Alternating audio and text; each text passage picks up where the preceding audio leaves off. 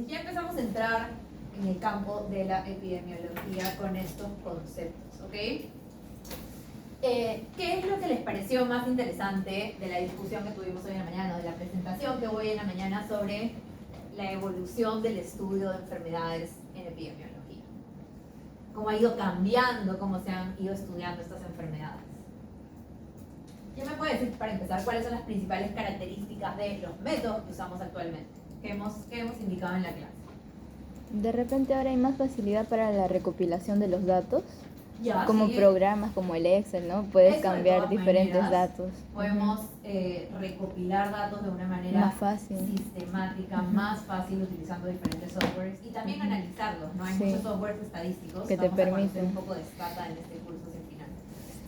Eso. Pero desde el punto de vista de la perspectiva con la que nosotros planteamos estudios epidemiológicos, ¿qué cosa es lo que ha ido cambiando durante el tiempo y cómo ahora planteamos las variables que queremos estudiar de exposición, que hemos dicho hoy en la mañana?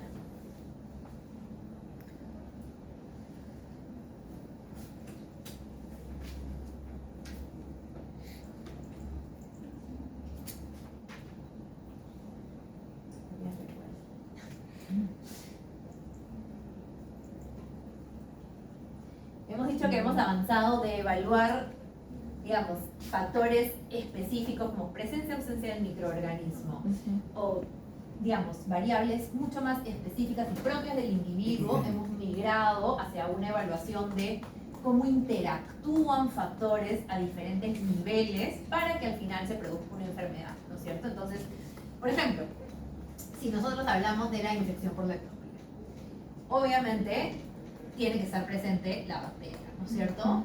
Entonces, sabemos que tiene que haber claramente una infección por la bacteria. Ahora, ¿qué otros factores o qué otras variables son importantes para la exposición a leptospira, por ejemplo, en un perro? La manera de transmisión. Que esté en contacto con roedores. Ajá. ¿Y qué cosa lleva La orina. o qué cosa aumenta la probabilidad de que un perro tenga contacto con roedores? La suciedad del Claro. ambiente. La presencia de suciedad en el ambiente. La presencia, Ujú. exacto, la presencia Sí. de suciedad o acumulación de basura. Y eso, esa variable, ¿a qué dimensión pertenece? Al ambiente, ¿no Sí. es cierto? Eso ya quizás es un poco... Pero aquí estamos hablando de... Primero estamos hablando del agente, ¿no es cierto? Que es, digamos, el componente agente microbiológico. Estamos hablando del ambiente, suciedad, basura, acumulación de basura, lo que lleva a la presencia de roedores y lo que expone probablemente a los perros. ¿Qué otros factores creen que son importantes? ¿De qué habíamos hablado acá? La De la vacunación. vacunación. ¿Y de qué depende que un perro reciba vacunas?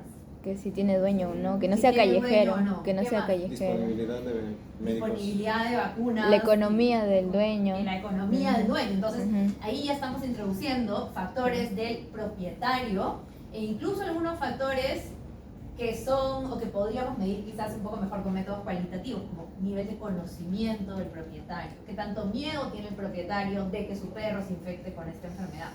El propietario sabe que esa enfermedad también se le puede transmitir a él o no lo sabe, ¿ok? Entonces, actualmente hablamos de diferentes dimensiones en las que podemos encontrar variables de exposición para nuestro desenlace, ¿ok?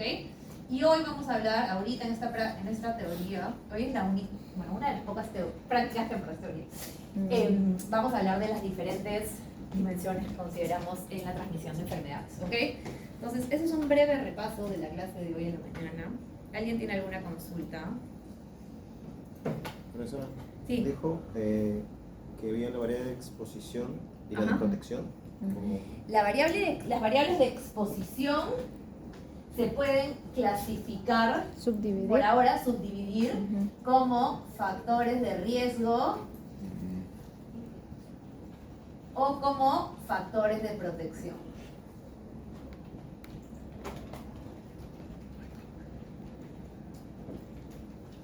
¿Sí quedó claro eso? Ujú. ¿Sí?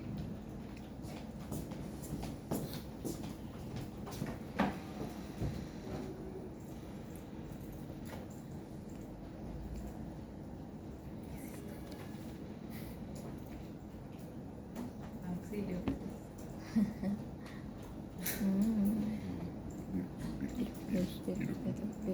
De tipo R. Se cargó Fox. Sí, es verdad. Ya, solo tengo la clase en PDF, ¿ok? Entonces, hoy vamos a hablar de la historia natural de las enfermedades y de la dinámica de transmisión. Aquí vemos qué cosa es lo que vamos a aprender hoy día. Y además de hablar de estos dos puntos, vamos a también comprender los niveles de prevención de enfermedades y en qué momento se aplican cada uno de esos. Odio tener la clase en PDF, pero bueno, ya. Entonces, ¿qué cosa es la historia natural de la enfermedad? Es el proceso que describe la evolución de la enfermedad en ausencia de una intervención preventiva o terapéutica, ¿ok? Es decir, el progreso natural de una enfermedad si es que no hay una intervención del ser humano, ¿ok? Entonces, este proceso es ordenado en etapas y estas etapas nos permiten identificar puntos críticos para establecer medidas de prevención y de control, ¿ok? Entonces nos sirve como un soporte conceptual para poder diseñar estrategias de prevención y control, ¿ok? Este punto de aquí que dice permite relacionar causalidad, riesgo, progresión clínica y pronóstico, sobre todo los puntos de causalidad y riesgo, los vamos a ver más adelante en el curso, entonces todavía no se preocupen por entender exactamente a qué nos referimos con esto, ¿ok? Pero sí en la historia natural de la enfermedad o a través de conocer la historia natural de la enfermedad, podemos entender o podemos esperar cierta progresión clínica y pronóstico de los individuos enfermos. Entonces, una vez más, la definición es la evolución natural de cualquier proceso patológico desde su inicio hasta que se soluciona sin que el hombre realice ninguna intervención. Entonces, quiero intentar... ¡Ay, qué bueno! Ok, está bueno. Entonces, ¿quién puede describir este gráfico leyéndolo? A ver, ¿qué entienden de ese gráfico? Si lo ven. Periodo prepatogénico, periodo patogénico. Periodo latente es el periodo en el cual no pone huevo.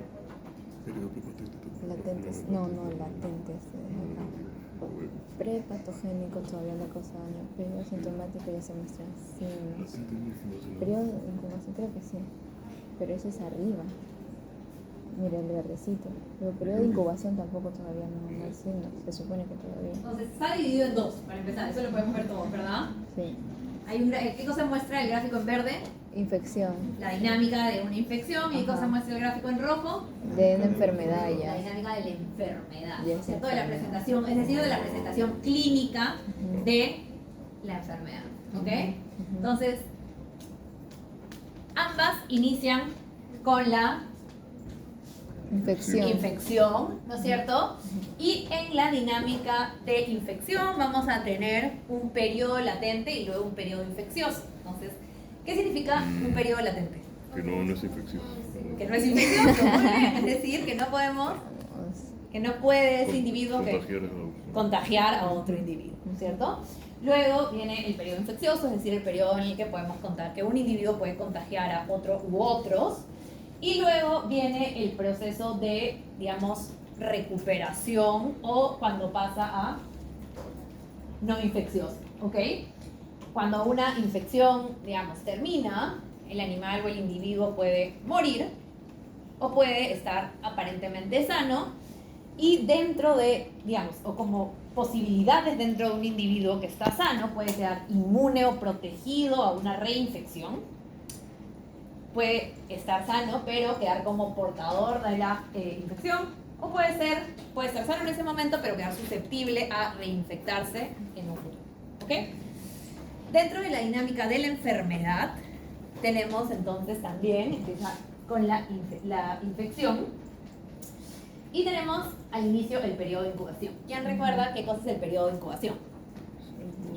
Que además es antes del periodo sintomático. ¿Qué cosa recuerdan? Creo que es el tiempo que transcurre de la infección hasta que haya síntomas. Muy bien, desde la infección hasta que empiezan los signos clínicos. Y por eso luego de este viene el proceso ya de los signos clínicos. ¿Ok? Y luego, igualmente, ya el individuo no va a dejar de ser infeccioso, sino no enfermo, y puede o morir, o quedar sano, o quedar, digamos, no enfermo, pero con consecuencias de la enfermedad que ha tenido. ¿Ok? Entonces, antes de la infección, ¿cómo llamamos este periodo? Prepatogénico. Luego de la infección, Periodo patogénico. el periodo patogénico, ¿ok? Ahora, las flechas, digamos, el tiempo en el que inicia cada uno de estos periodos puede cambiar. Es decir, por ejemplo, ¿qué cosa nos está mostrando esta flecha de aquí con respecto a la dinámica de la enfermedad?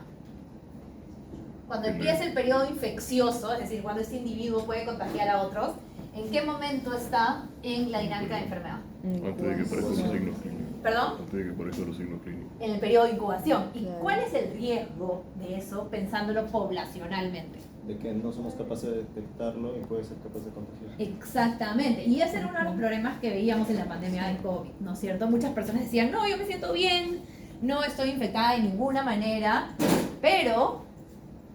¿Todos están vivos? Ok.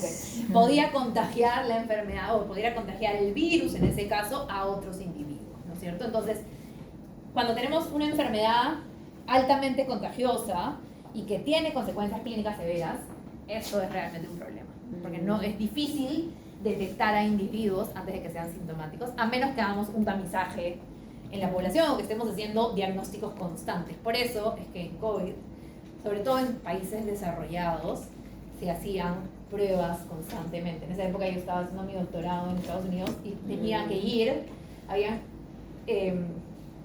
el estadio de la universidad lo habían puesto solo para hacer pruebas de COVID y nos teníamos que ir y hacían pruebas de saliva. Entonces íbamos y una vez a la semana era obligatorio ir. Si tenías que mostrar una aplicación, si no, no podías entrar a clases.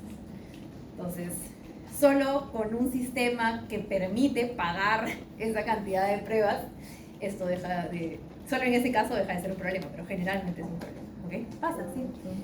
Entonces, aquí de nuevo la definición de periodo prepatogénico, periodo patogénico. Prepatogénico, el tiempo en que los individuos están sanos, es decir, están en un equilibrio individuo y ambiente. Luego vamos a hablar un poco de por qué estamos hablando del ambiente aquí. Y luego el periodo patogénico, que corresponde al inicio de la enfermedad, aún antes de que se presenten los síntomas o los signos de la enfermedad en sí, ¿no es cierto? Porque el periodo patogénico va desde el periodo de incubación. Entonces, simplemente un gráfico diciendo que durante el periodo prepatogénico, mientras que un individuo está sano, hay este equilibrio entre el hospedero, el individuo, el agente y su medio ambiente. Y este equilibrio se rompe cuando se inicia la enfermedad. Ok, entonces ya sabemos que el periodo prepatogénico ocurre antes a la infección y obviamente antes a las manifestaciones clínicas, y es el periodo en el cual nosotros vamos a tener el contacto con, o bueno, los individuos, los animales, nosotros, etcétera, con los factores de exposición. En este caso, como estamos hablando de mayor riesgo de enfermedad, estamos hablando de contacto con factores de riesgo, factores predisponentes, ¿ok? Esos factores pueden ser factores propios del individuo, factores del medio ambiente o factores del agente, ¿no? Que son importantes durante ese periodo prepatogénico, y esos factores van a interactuar entre sí para generar las condiciones para que se produzca la enfermedad.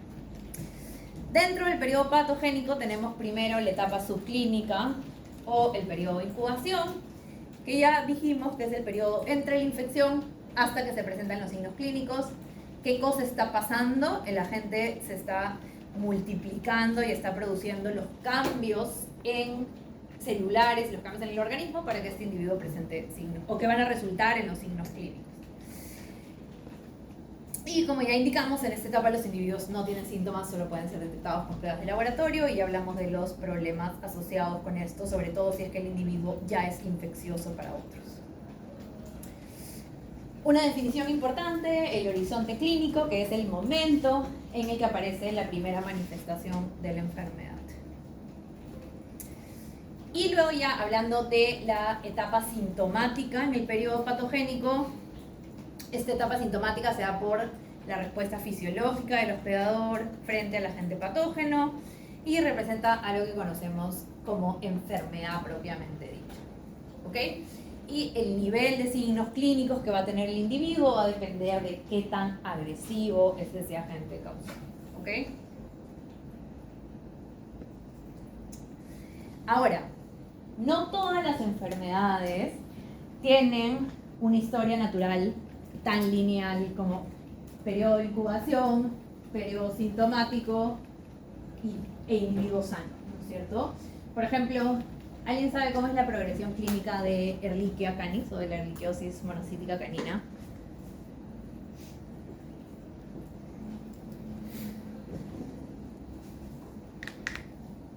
¿Alguien lo recuerda?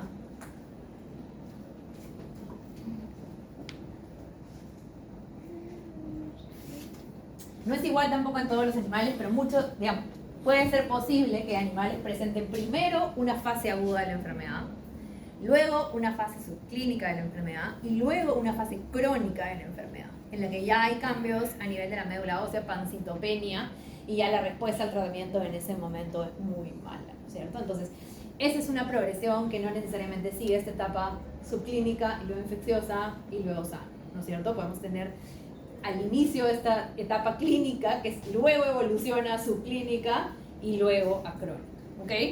Y acá les estamos dejando otros ejemplos de enfermedades que pueden producir, de patógenos que pueden producir solo enfermedad subclínica durante largos periodos de tiempo, y tenemos también enfermedades de curso hiperagudo, que son aquellas que matan muy rápido al animal, y enfermedades zoonóticas con dinámica compleja porque pueden presentarse de alguna manera en unas especies. Por ejemplo, la cisticercosis porcina es una enfermedad subclínica en los cerdos, pero puede producir, por ejemplo, neurocisticercosis en los humanos, ¿okay?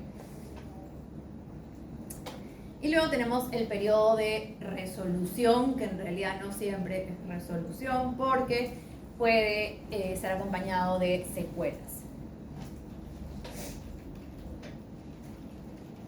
Y bueno, y algo que hay que tener en cuenta cuando nosotros hacemos estudios epidemiológicos, sobre todo para definir nuestra variable de desenlace, es que muchas veces un individuo puede estar infectado, pero no poder ser detectado, ¿no es cierto? Principalmente por sintomatología clínica, por todas las variaciones que hemos mencionado anteriormente, ¿no es cierto? Si yo tengo una enfermedad que solo es subclínica, obviamente no puedo usar los signos clínicos para definir mi desenlace, ¿ok? Tengo que tener en cuenta que ciertas enfermedades además solo las voy a poder detectar durante un periodo específico clínico, y eso lo tengo que tener en cuenta de cómo defino mi variable, ¿ok? Entonces, por ejemplo, si yo estoy haciendo un estudio en el que yo quiero determinar la prevalencia de Ehrlichia, y estoy hablando, he dicho hace un rato que tiene una fase subclínica, la que puede ser, aparentemente puede ser, nadie ha dicho exactamente cuánto dura, pero puede ser larga, no puedo definir mi desenlace como perros con signos clínicos ABCD. Tengo que definir mi desenlace como perros que dan un resultado positivo a una prueba molecular. ¿Ok? ¿Eso queda claro?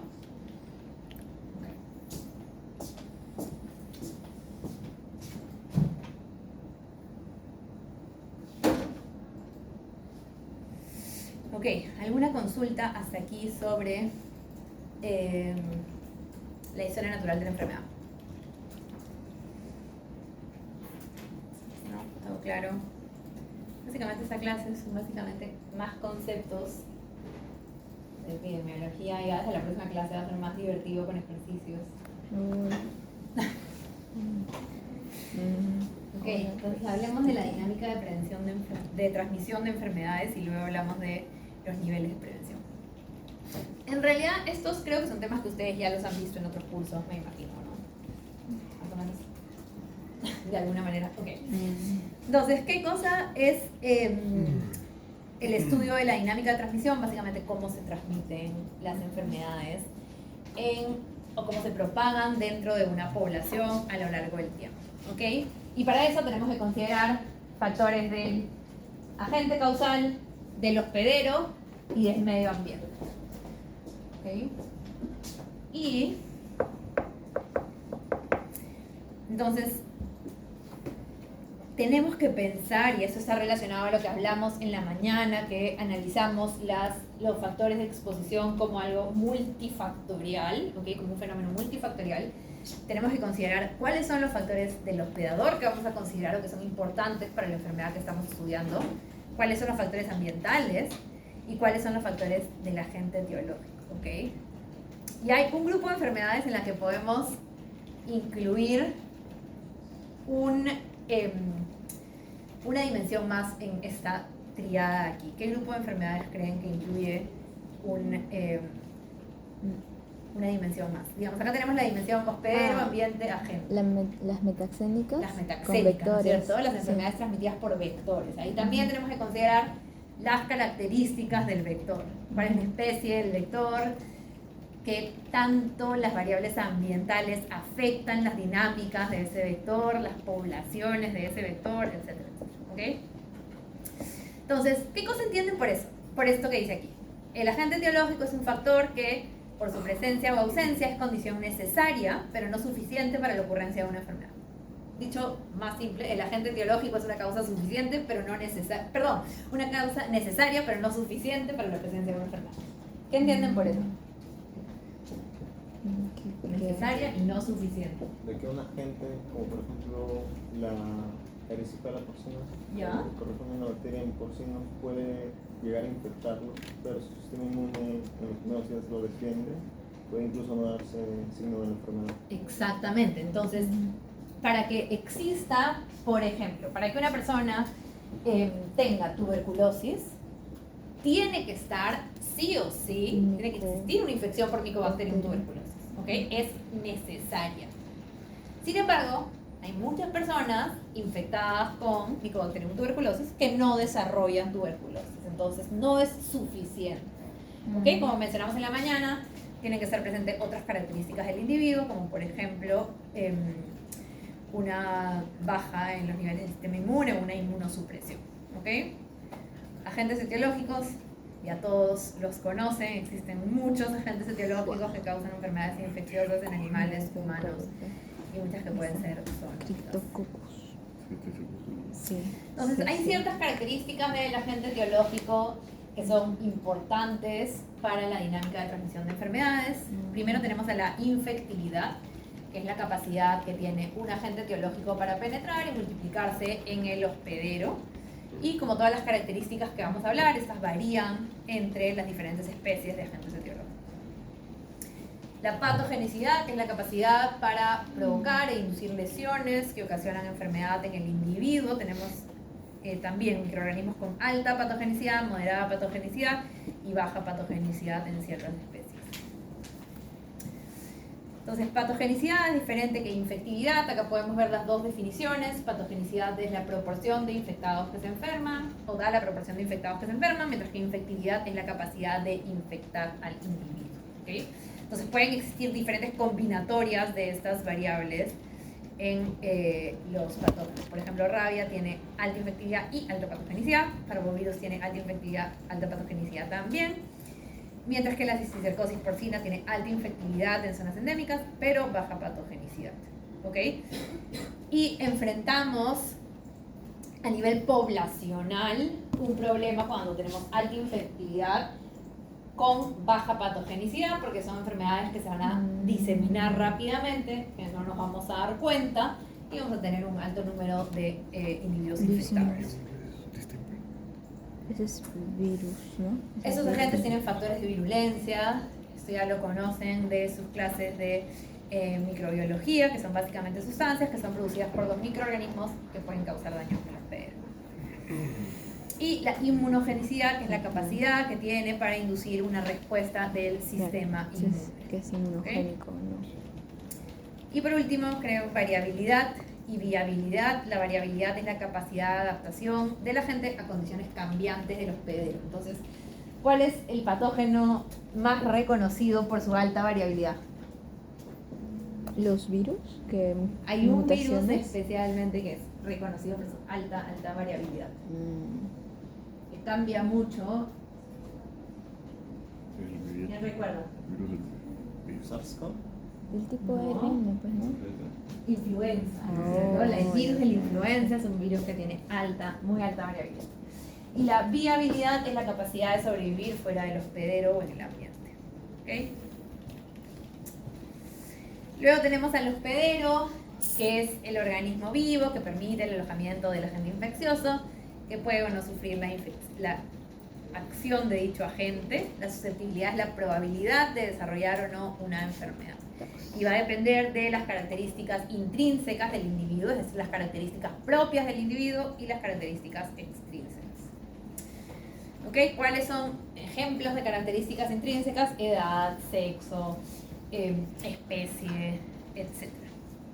Y por último tenemos el medio ambiente, ¿ok? Que podemos conversar más sobre esto con los que estén interesados o interesadas, pero muchas veces es difícil incluir variables ambientales en nuestros estudios epidemiológicos, en nuestros modelos epidemiológicos, pero básicamente el ambiente es el medio físico, biológico y socioeconómico en el cual el hospedero y el agente habitan e interactúan. ¿Okay? Personalmente, me interesa mucho cómo los factores socioeconómicos son determinantes de la salud y determinantes de la probabilidad de encontrar enfermedades zoonóticas con alto impacto en humanos. ¿Okay? ¿A qué nos referimos con socioeconómicos? Básicamente las características sociales y económicas que influyen en factores que pueden predisponer a la presencia de un agente y a la diseminación de este agente. ¿Okay? Incluyen manejo, higiene, costumbres, también, digamos, el nivel, por ejemplo, el nivel educativo, como eso condiciona el conocimiento y ese nivel de conocimiento cómo condiciona ciertas prácticas que implementan o no implementan los individuos. Entonces, esto ustedes lo saben, los agentes patógenos pueden transmitirse de forma directa por un contacto entre individuos o de formas indirectas a través de una exposición simple, ¿no es cierto? Solamente una vez estuve expuesta a este microorganismo, por ejemplo, a través de una comida específica, ¿ok? De exposición múltiple, que estuve expuesta hoy, en una semana, en 2 semanas, etcétera, a esa misma fuente de infección.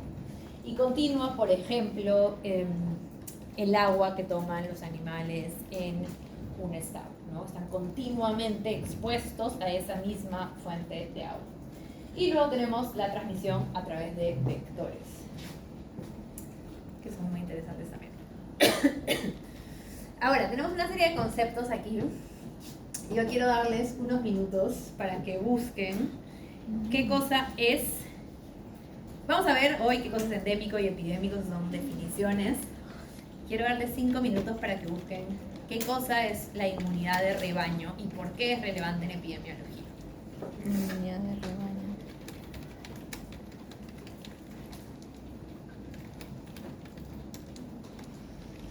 ¿Y por qué es importante en la epidemiología?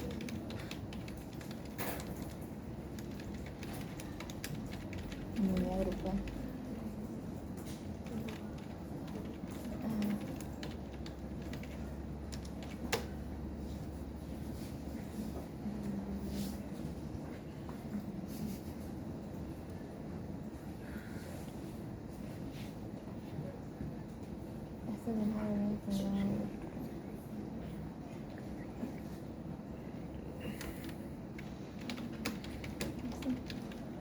¿Será?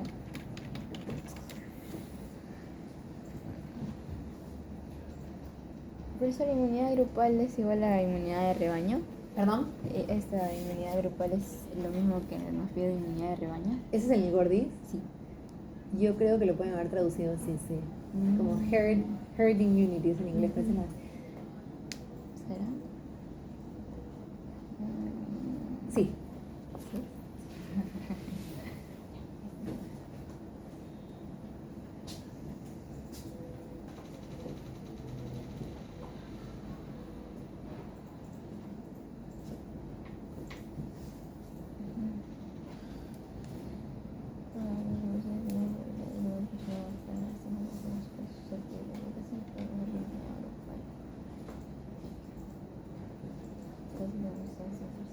No, esto no, porque no finaliza al 100%, pero podría ser muy eficaz.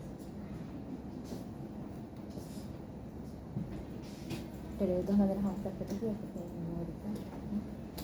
no van a contagiar tanto, digamos. ¿Qué salió? Diciendo que sí. No se contagia de evitar la estrategia. Es lo mismo que dice en el libro.